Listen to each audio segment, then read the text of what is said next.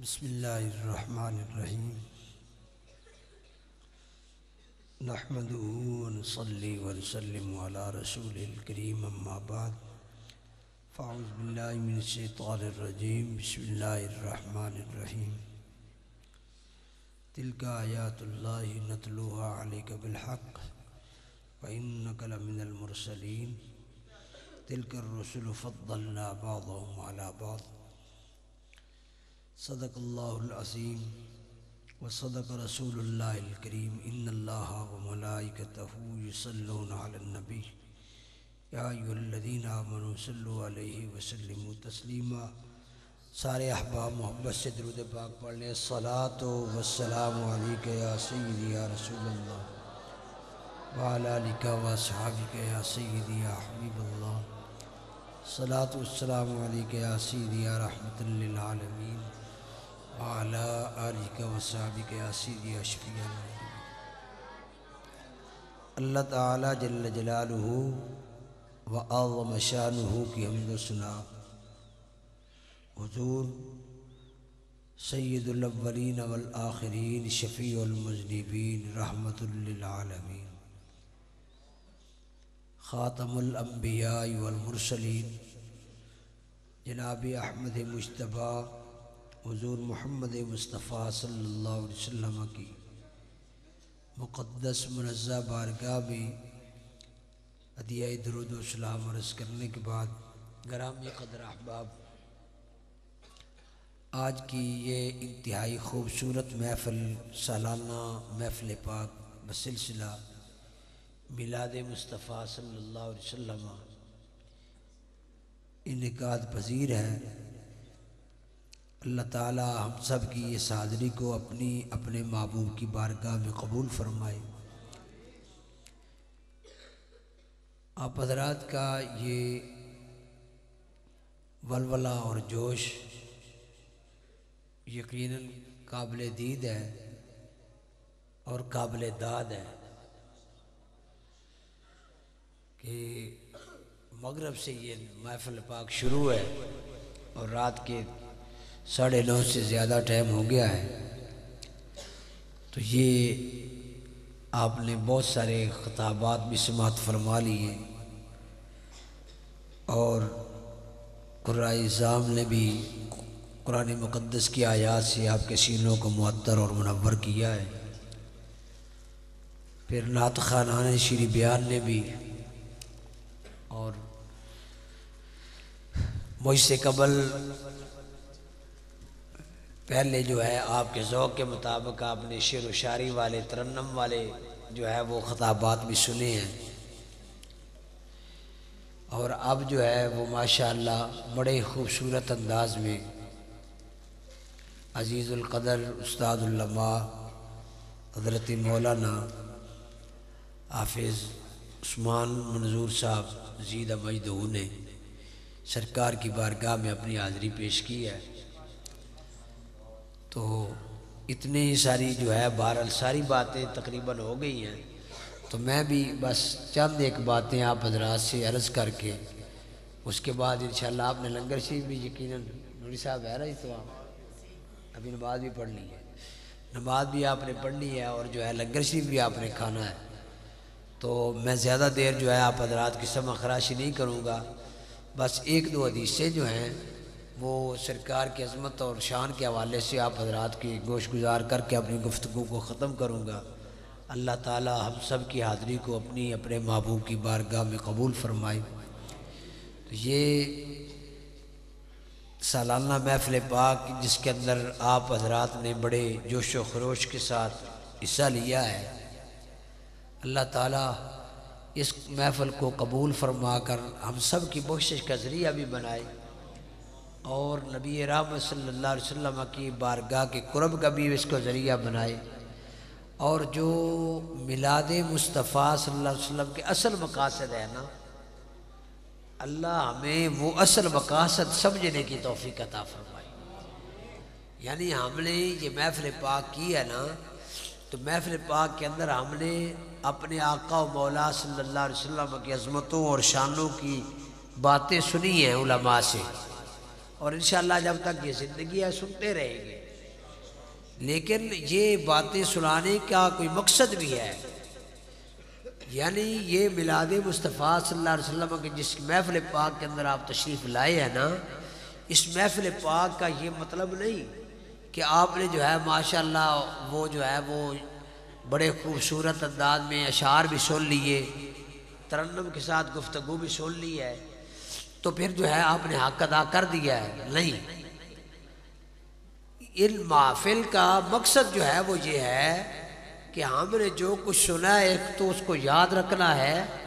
اور دوسرا نبی کریم صلی اللہ علیہ وسلم کی سنت مبارکہ آپ کی اتباع کی ہم نے کوشش کرنی ہے، اپنی صورت اور اپنی سیرت کو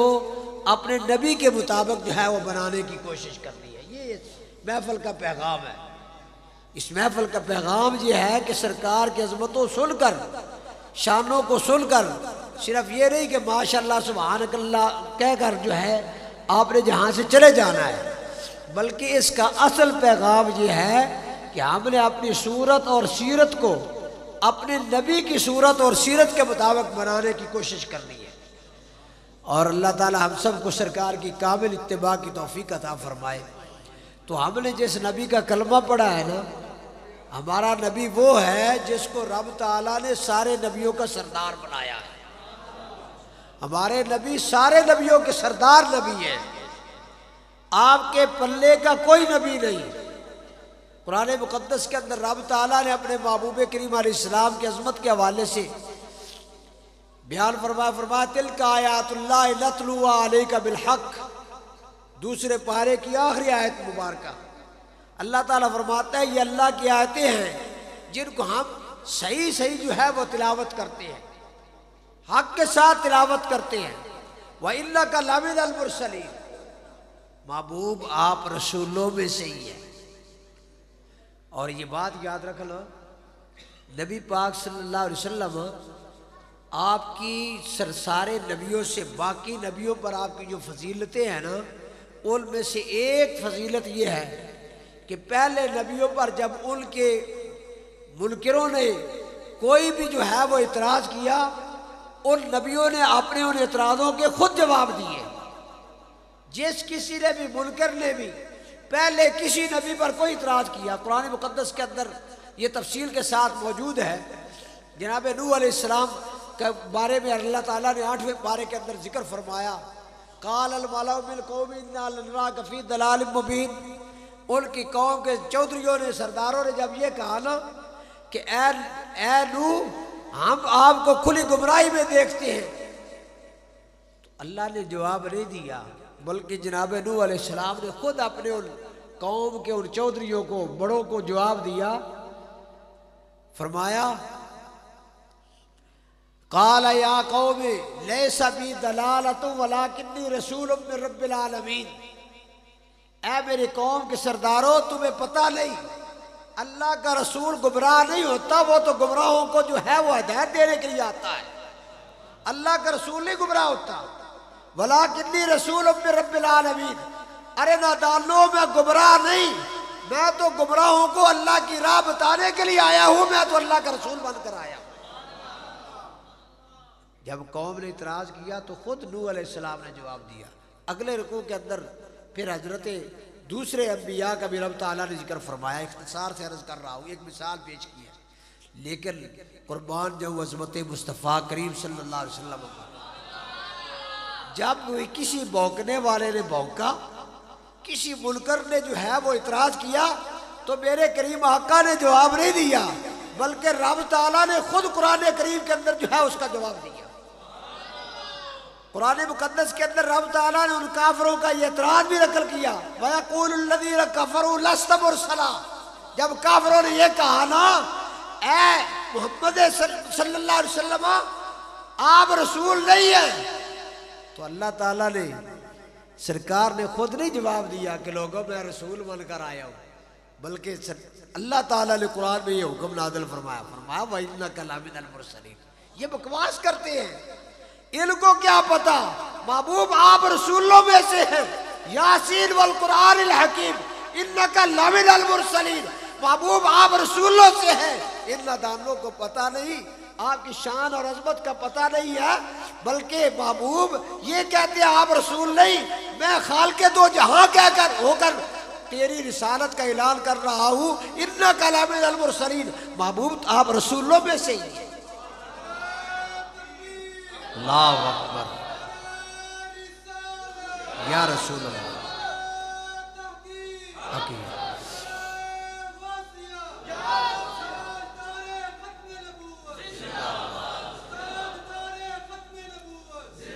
اور صرف رسولوں سے نہیں بلکہ تلک الرسل فضلنا بعضهم علی بعض، محبوب صرف آپ کو رسالت نہیں دی بلکہ سارے رسولوں کی سرداری عطا فرمائی ہے، سارے رسولوں سے آپ کو افضل اور اعلیٰ بنایا ہے، صرف رسول نہیں بنا کر بھیجا بلکہ سارے رسولوں کا سردار بنا کر بھیجا ہے۔ اور سرکار کی یہ سرداری کا اصل پتہ قیامت والے دن چلے گا۔ بس ایک حدیث مبارکہ عرض کر کے اپنی گفتگو کو ختم کروں گا۔ میرے اور تمہارے کریم آقا صلی اللہ تعالیٰ علیہ وسلم ارشاد فرماتے ہیں، تبعث ناقۃ ثمود لصالح علیہ السلام، اللہ کے ایک نبی ہے جناب حضرت صالح علیہ السلام، قرآن کریم کے اندر بھی ان کا ذکر ہے، ابراہیم علیہ السلام سے بھی پہلے کے وہ رسول ہیں، تو ان کی جو ہے اللہ تعالیٰ نے کو یہ معجزہ عطا فرمایا تھا۔ ان کی قوم نے نا ان کو کہا ہم آپ کا کلمہ تب پڑھیں گے کہ ہمارے سامنے یہ پہاڑ پھٹ جائے، اس سے 10 مہینے کی گبن اونٹنی نکل آئے، وہ ہمارے سامنے آ کر بچہ دے، اور پھر جو ہے ہم آپ کو اللہ کا رسول مانیں گے۔ یہ ان قوم نے مطالبہ کیا تو قرآن کریم نے سارے واقعہ کو تفصیل سے بیان کیا۔ وہ پہاڑ چٹان پھٹی، اس میں 10 مہینے کی گبن اونٹنی نکل آئی، اور پھر جو ہے اس نے آ کر قوم کے سامنے جو ہے وہ بچہ دیا، تو وہ جو ہے اس اونٹنی کو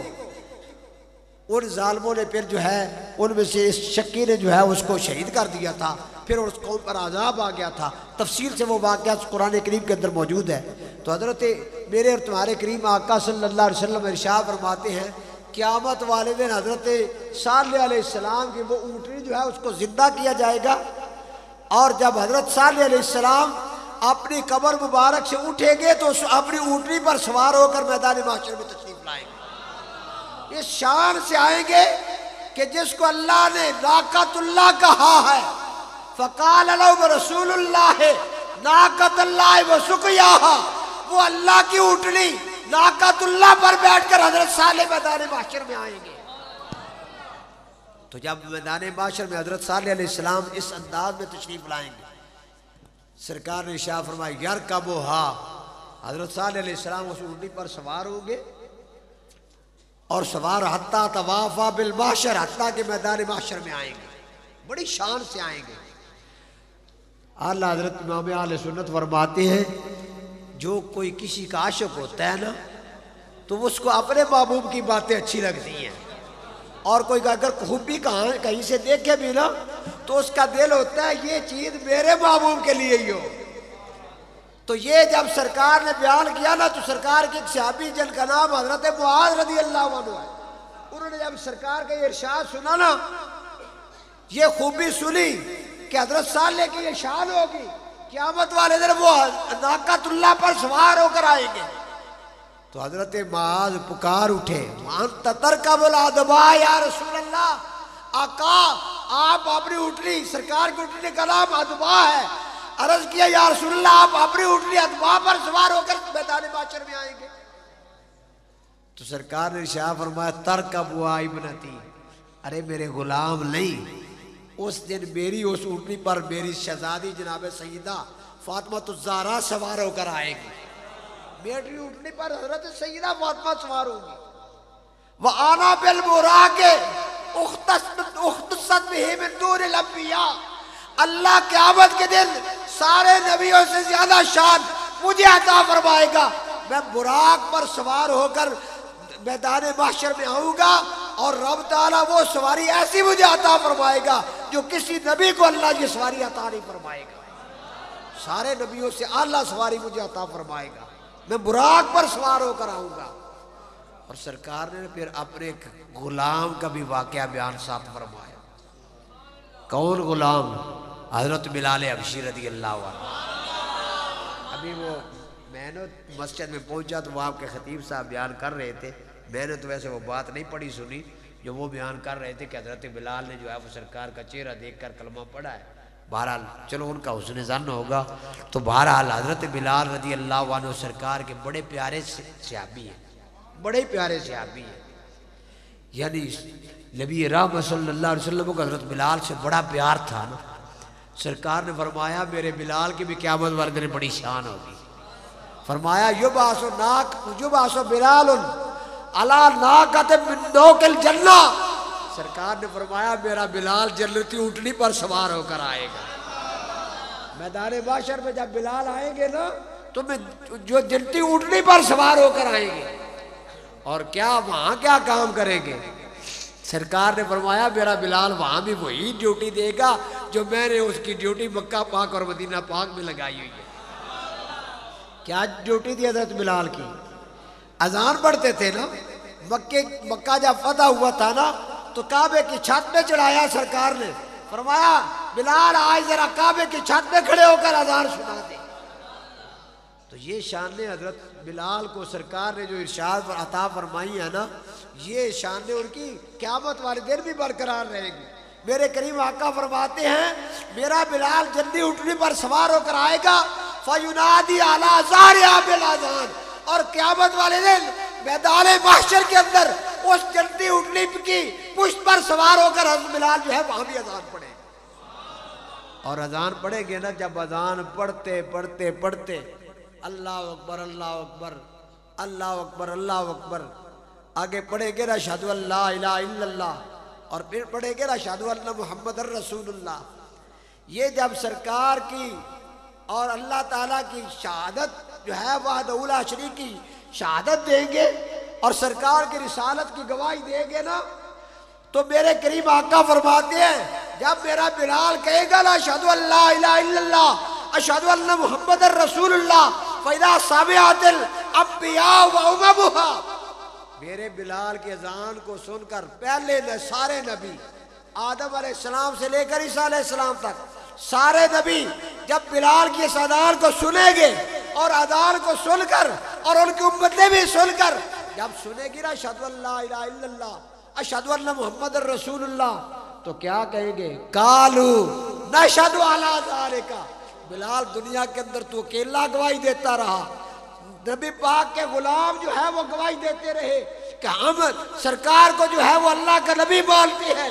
اللہ کے رسول ہیں. لیکن آج میدان محشر میں پہلی ساری امتیں بھی پہلے سارے نبی بھی یہ گواہی دیں گے بلال آج تو اکیلا نہیں, آج ہم بھی تیرے ساتھ مل کر کہتے ہیں اشہدو ان لا الہ الا اللہ اشہدو ان محمد الرسول اللہ. یہ اللہ اکبر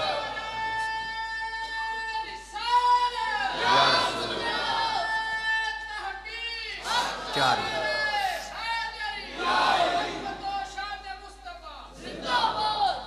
اور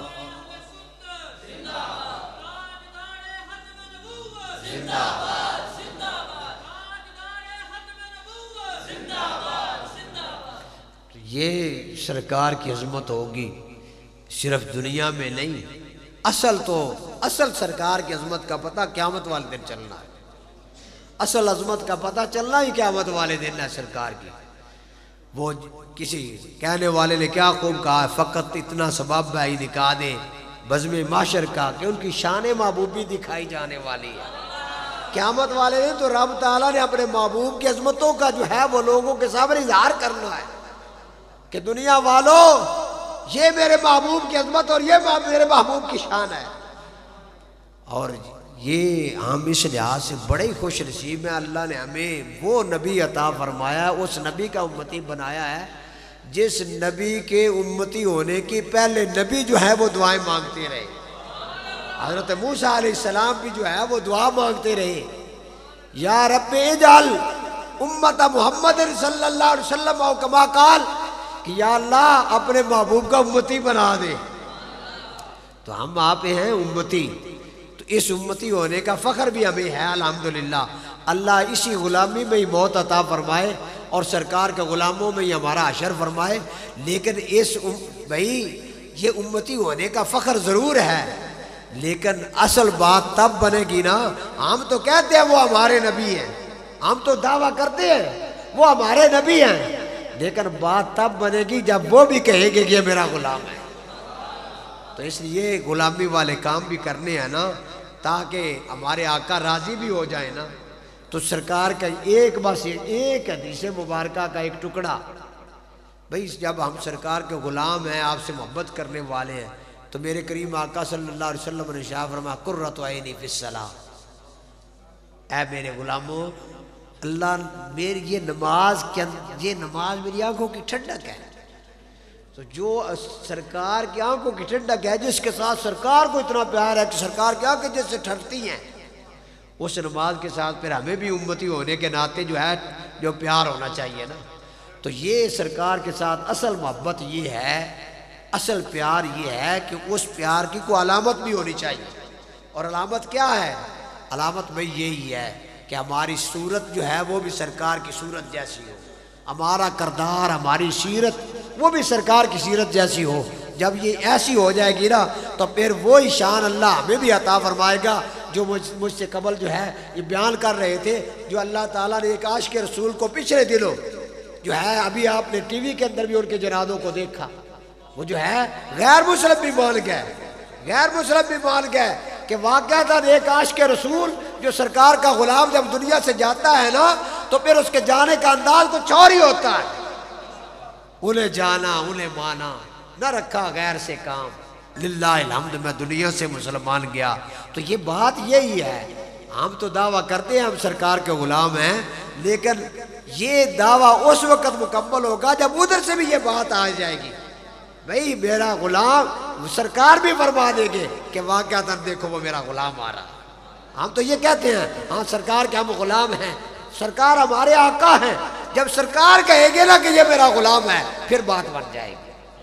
تو دعا کرو اللہ ہم سب کو سرکار کا غلام بنائے، سرکار ہمیں اپنی غلامی میں قبول فرما لے،